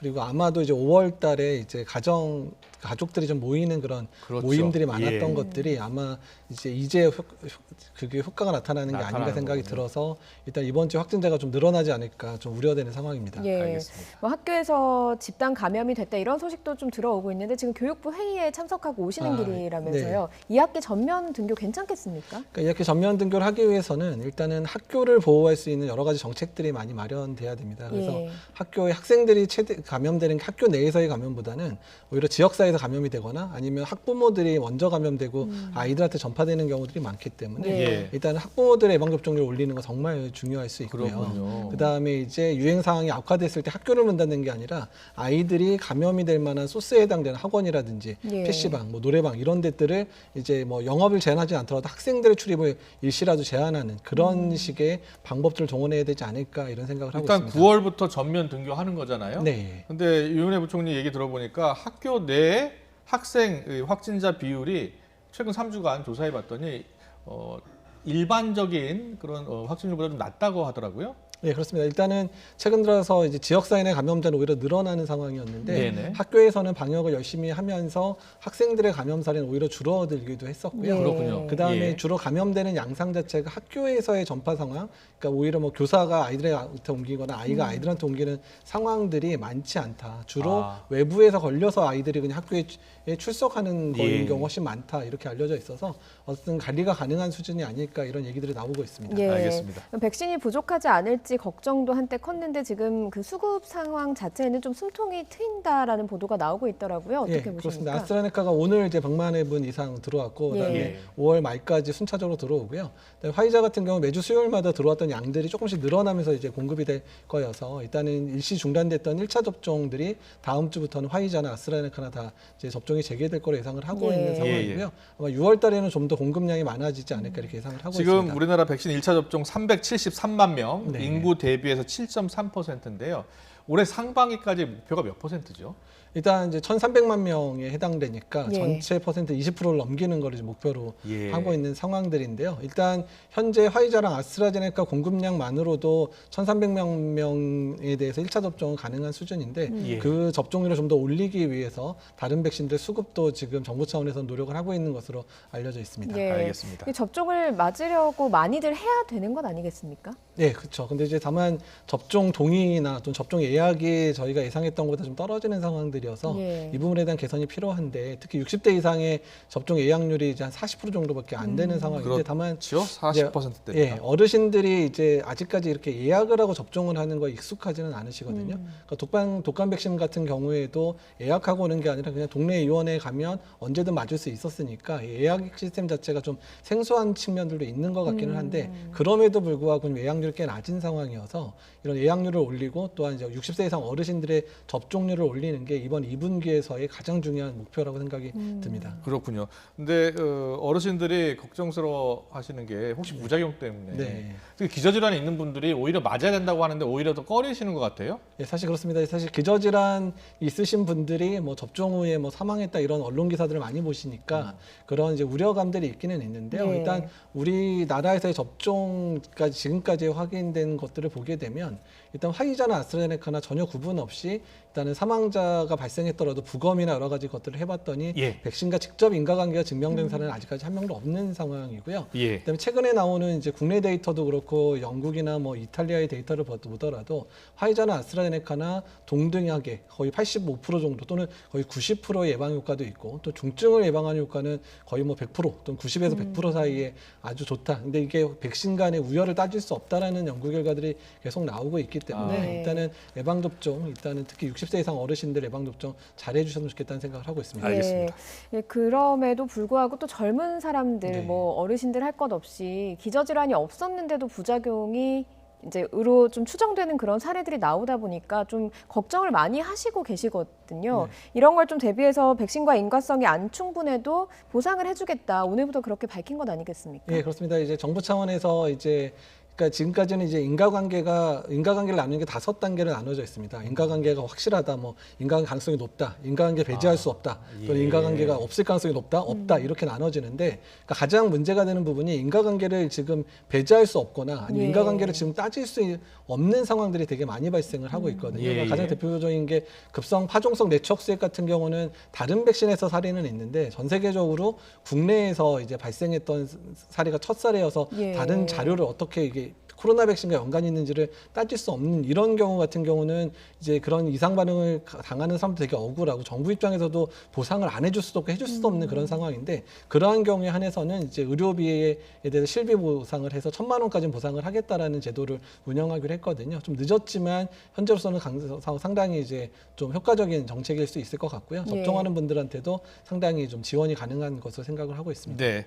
그리고 백신 인센티브 이야기가 나오더라고요. 네. 예. 어떤 인센티브를 생각하고 있습니까? 현재 인센티브는 이미 주어진 거는 백신 접종에서 이제 2차 접종까지 하고 2주 지난 분들에 대해서는 일단 자가격리 면제라든지 해외 여행하고 해서 자가격리 면제는 이미 시행이 된 상황인데요. 일단 접종 미국이나 이런 데서 보게 되면 뭐 영화표를 준다든지 공연표를 준다든지 심지어는 이제 주 정부에 따라서는 아예 현금을 지급하는 그런 곳도 있거든요. 그래서 특히 접종률이 떨어지려고 하는 상황에서는 적극적인 인센티브를 동원할 필요가 있을 것 같아서 뭐 접종 완료자에 대한 어떤 뭐 이제 지역 상품권을 좀 나눠준다든지 또는 아니면 이제 좀 더 적극적으로 해서 방역 완화 측면에 있어서 백신 접종자들끼리는 뭐 5명 이상의 모임을 허락해 준다든지 뭐 이런 여러 가지 인센티브를 고려해 볼 수 있을 것 같습니다. 알겠습니다.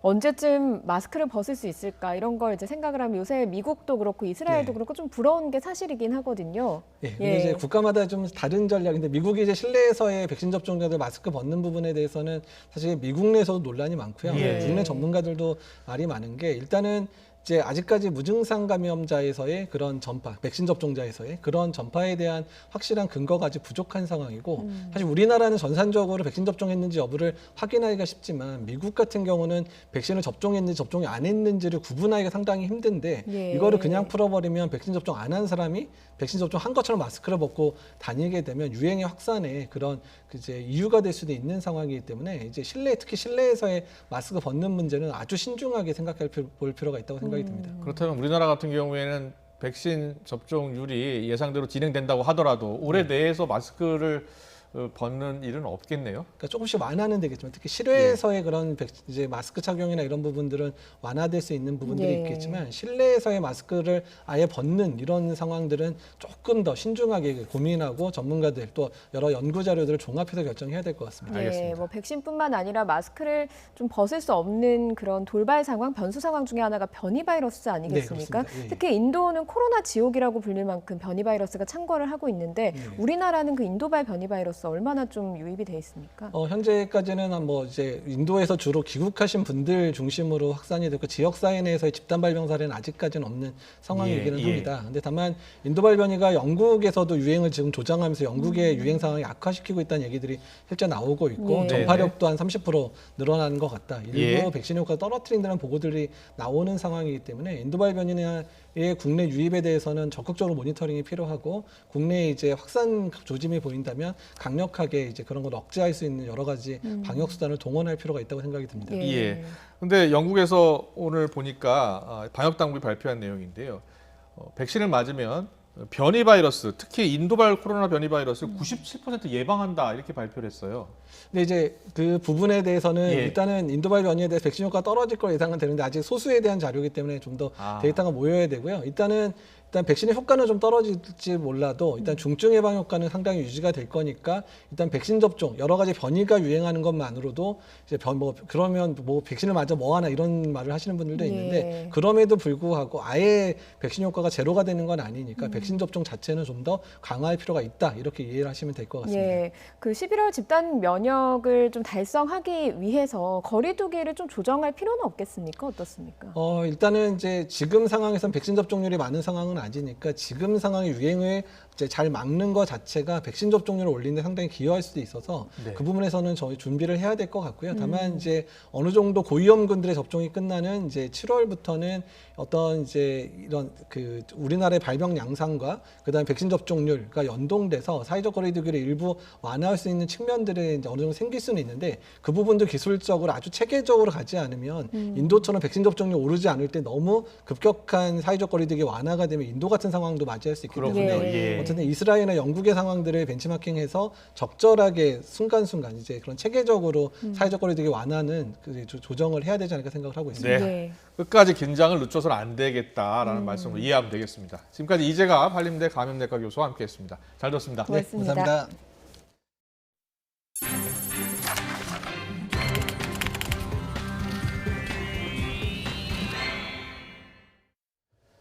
스쿨존에서 4살 딸을 데리고 건널목을 건너던 어머니를 치어 숨지게 한 50대 운전자 A씨가 오늘 구속영장 실질 심사를 받았습니다. 앞서 A씨는 지난 11일 오전 9시 20분쯤 인천 마전동의 한 아파트 단지 앞 삼거리에서 속도를 줄이지 않고 운행하다 딸 아이를 유치원에 데려다 주러 가던 어머니를 치어 숨지게 한 혐의를 받고 있습니다. 노동자 사망 사고가 잇따라 발생한 현대중공업에 대해서 고용노동부가 특별 감독에 들어갔습니다. 이번 감독에는 산업안전감독관 등 모두 46명이 투입되며 본사와 현장의 안전관리 실태 전반을 점검할 예정입니다. 오늘 오전 9시쯤 서울 잠원동의 한 호프집에서 불이 나 40여 분 만에 꺼졌습니다. 이 불로 다친 사람은 없었지만 호프집 주방이 모두 불에 탔습니다. 소방당국은 불이 주방에서 시작된 것으로 보고 있습니다. 국방부가 종합 대책을 발표했지만 또 부실급식 폭로가 나오자 모든 메뉴는 정상적으로 제공했다며 적극 대응에 나섰습니다. 하지만 해명과 함께 내놓은 사진에 정상급식조차도 실망스럽다는 비판이 잇따르면서 오히려 역풍이 일고 있습니다. 이승윤 기자입니다. 국방부가 군 격리자 등에 대한 종합 대책을 내놨지만 또다시 부실급식 주장이 제기됐습니다. 육군 훈련소 대신 전해드립니다 페이스북을 통해 계룡대 예하부대에서 지난 14일 조식 때 쌀밥과 볶음김치, 건더기가 없는 오징어국 등 매우 부실한 급식이 제공됐다는 주장이 나온 겁니다. 이에 국방부는 직할부대인 계룡대 근무지원단이 관리하는 대대 소속 격리 장병들에게 제공된 정상급식이라며 사진 3장을 게시했습니다. 사진들에는 쌀밥 외에 김치와 계란을 포함한 반찬 3가지가 담겨 있고 우유와 국이 지급돼 제보자의 주장 내용과는 차이가 있었습니다. 종합대책 1차 대책을 발표했기 때문에 그와 관련돼서 이렇게 시행하고 있다. 이런 부실급식 논란이 되다 보니까 자꾸 되다 보니까 이제 현장에도 메시지를 주는 게 있거든요. 그런데 국방부 해명은 오히려 역풍을 맞았습니다. 이게 정상 도시락인가? 정상 메뉴도 제대로 된 것 같지 않다. 검수한 사진이 저렇다면 더 문제라는 등 수백 개의 비판 댓글이 잇따랐습니다. 아무리 정상 식단이라도 군 당국이 국민 눈높이에 맞지 않는 대응 방식으로 불필요한 공분만 키웠다는 지적도 나옵니다. 이런 가운데 국방부는 강원도 철원, 육군부대 등에서 집단 감염이 발생한 것과 관련해 병사들의 휴가를 통제할 계획은 없다고 밝혔습니다. YTN 이승윤입니다. 이스라엘과 팔레스타인 무장정파 하마스의 충돌이 심상치 않습니다. 하루에만 40여 명의 사망자가 발생했고요. 그중에는 영아도 포함된 것으로 알려져 안타까움을 더하고 있습니다. 현지 연결해서 현재 상황 알아보겠습니다. 이스라엘 예루살렘에 계신 명형주 리포터 화상으로 연결합니다. 리포터님 나와 계시죠? 네, 안녕하세요. 네, 지금 현지 상황이 그닥 좋지 않은 것 같습니다. 현지에서 좀 전해지는 속보가 있습니까? 네, 지금 현재에서 전해지는 속보 4가지가 크게 있는데요. 예. 첫 번째, 어젯밤 7시부터 오전까지 이스라엘 도시에 쏟아진 로켓이 60발로 월요일부터 지금까지 가자 지구에서 발사된 로켓이 3,000발에 이르고 있습니다. 예. 또 두 번째 속보로는 이스라엘군이 밤사이 가자 지구 쪽에 테러 거점 35곳, 지하 터널들 15km 되는 지역을 공습했다고 보도하고 있고요. 파괴된 곳은 하마스 사령관 주택 9채, 군사 정보기관 폭격이 있고요. 세 번째로는 아랍 폭동이 지금 민족주의 유대인과 아랍 시민들의 갈등으로 번지고 있고 그 가운데 요파에서 화염병에 의해 12살 아랍 아이가 화상으로 중상을 입은 사건이 있었는데요. 그 사건 조사 중에 극단주의 유대인으로 추정되었던 그 방화범이 아랍 사람이었다는 것이 보도되면서 충격을 주고 있습니다. 그리고 마지막 어젯밤 유대교회의 절기 샤부옷에 수백 명이 모인 회당에서 무대가 무너지면서 100명이 부상하고 2명이 사망했습니다. 5월 1일 있었던 사태 이후 또 다른 인재가 부른 참사라고 전해지고 있습니다. 어린 아이들 지금 희생 소식도 들리고 사망 소식도 계속해서 들리고 있고 놀라운 건 로켓이 지금 3,000발 정도 쏴졌다 이렇게 이야기가 들리고 있다 보니까 상당히 우려되는 상황인데 사실 이스라엘과 하마스 간의 분쟁이 어제 오늘 일은 아니잖아요. 근데 이번에 이렇게 크게 격화한 이유가 뭘까요? 가장 근본적인 문제는 동예루살렘에 있는 셰이크 자라를 둘러싼 집의 소유권 문제에서 발생했는데요. 1948년 이전에 살던 유대인들이 집의 소유권을 주장하면서 48년 요르단 통치 때부터 살던 아랍 가족이 강제 퇴거 위기에 놓이면서 긴장이 고조됐습니다. 그런데 그것뿐만 아니라 지금 이 시간이 라마단 기간에 굉장히 민감한 시기였고요. 또 팔레스타인에서는 팔레스타인 아바스 대통령이 15년 만에 민주적으로 선거를 하기로 했다가 취소하면서 팔레스타인 시민들의 분노가 굉장히 많이 일고 있었을 때였습니다. 게다가 그 사건에서 라마단 기간의 가장 마지막 금요일 제일 거룩하게 여기는 그 날에 성전산 위에서 경찰과의 충돌 때문에 수백 명이 부상하고 이때 팔레스타인 파타 정부와 하마스 간의 그 권력 다툼을 계기로 하마스가 이때를 놓치지 않고 10일 경찰 병력을 성전산과 셰이크 자라에서 철거하라는 요구를 하면서 로켓 공격이 시작됐습니다. 어떻게 보면 좀 캐캐 묵은 종교 갈등, 누적된 종교 갈등이 어떤 사건들로 인해서 좀 폭발이 됐다 이런 상황으로 좀 볼 수가 있겠는데요. 지금 민간인 피해가 속출을 하고 있거든요. 특히 가자 지구에서요. 지금까지 파악된 양측의 인명 피해가 얼마나 되고 있습니까? 네, 이스라엘은 아이 2명을 포함해 총 10명이 사망을 했고요. 500여 명이 부상당했습니다. 이스라엘군도 가자지구 하마스 거점을 1000여 곳 넘게 공습해서 현재까지 총 188명이 사망하고 1230명이 부상당했는데요. 한국에서 잘 알려지지 않은 사실은 현재 가자로부터 날아오는 3,000개의 로켓 중에서 6분의 1 정도는 가자지구 안에 떨어집니다. 이로 인해서 발생한 인명피해 또한 이 안의 숫자에 속해 있고요. 또 특히 가자지구는 인구 밀집도가 굉장히 높고 하마스 테러 조직단체들이 테러 터널과 이런 본부들을 주거지와 병원, 학교 밑에 그 지하 밑에 터널을 두고 있기 때문에 인명피해가 더 늘어날 것이 우려되고 있습니다. 지금 저희가 화면으로도 보여드렸습니다만 해외 언론사가 입주한 가자지구 내 건물도 폭격당했다고 들었거든요. 상황이 어땠습니까? 네, 앞에서 말씀드렸듯이 하마스는 민간인을 방패로 삼고 있는데요. 이스라엘군은 토요일 AP통신과 알자지라 방송 언론사가 입주된 미디어 건물을 폭파했는데요. 이 이스라엘군은 AP와 알자지라 사용 중이던 이 미디어 타워 건물 안에 하마스 정부 본부가 있었고 무기 개발하는 시설이 있었다고 발표했습니다. 그리고 이 인명 피해를 줄이기 위해서 공격 전 1시간 전에 폭파될 것이라고 미리 알려줘서 많은 대부분의 기자들은 다 몸을 피신한 상태이고 지금 그 증거 자료를 준비해서 미디어에 공개하겠다고 약속한 상태입니다. 그 리포터님 계신 곳에서는 혹시 로켓포 소리나 이런 것들 들리진 않습니까? 예루살렘, 제가 있는 곳은 예루살렘이어서 지금 현재는 없지만 지난 10일 월요일 같은 경우 오후 6시경에 예루살렘 데이를 맞아서 행진을 하고 있던 수천 명이 로켓 경보 사이렌을 듣고 땅바닥에 엎드려야 했습니다. 예루살렘의 공격이 이루어진 것은 7년 만에 처음이고요. 날아온 로켓 7개 중 1개는 아이언돔에 의해서 요격됐고 한 발은 벳셰메시에 있는 집에 떨어졌지만 다행히 부상자는 없었습니다. 사이렌 소리가 들려서 좀 불안한 상황인 것 같습니다. 그리고 이번 충돌에는 가자지구 외에도 이스라엘 전역에서 반이스라엘 시위가 잇따르고 있다고 들었습니다. 이 부분이 좀 다른 점인데 곳곳에서 시위 충돌이 일어나고 있다고요?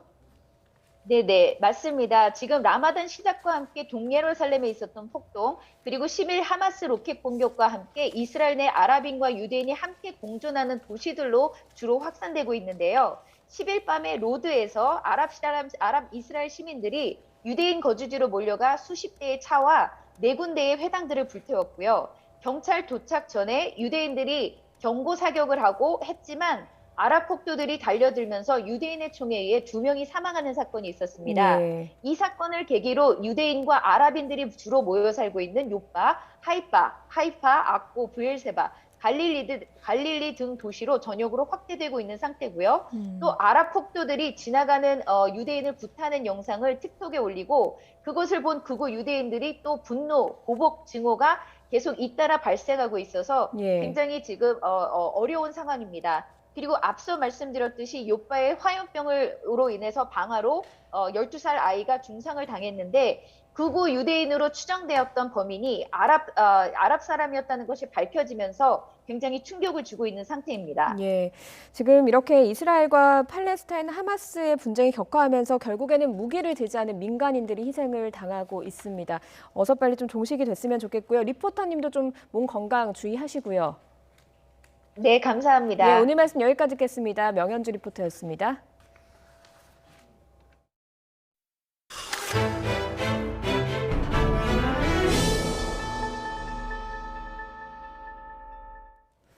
일론 머스크 테슬라 최고 경영자가 이번에는 테슬라가 보유 중인 비트코인을 모두 처분할 수도 있음을 시사했습니다. 비트코인 시장은 크게 출렁였습니다. 김태현 기자입니다. 일론 머스크 CEO가 테슬라가 보유 중인 비트코인을 모두 처분할 수도 있음을 시사했다고 블룸버그 통신이 보도했습니다. 머스크는 테슬라가 보유 중인 비트코인을 처분할 수 있다는 한 누리꾼의 트위터 글에 정말 인디드라는 댓글을 달았습니다. 아이디 크립토웨일은 비트코인 투자자들은 다음 분기에 테슬라가 비트코인 보유분의 나머지를 처분했다는 것을 알게 되면 자책할 것이라며 머스크에 대한 혐오가 커서 나는 그를 비난하지 않겠다고 썼습니다. 머스크가 단 인디드라는 댓글이 긍정을 뜻하는지 분명하지 않지만 이후 비트코인 가격은 급락했습니다.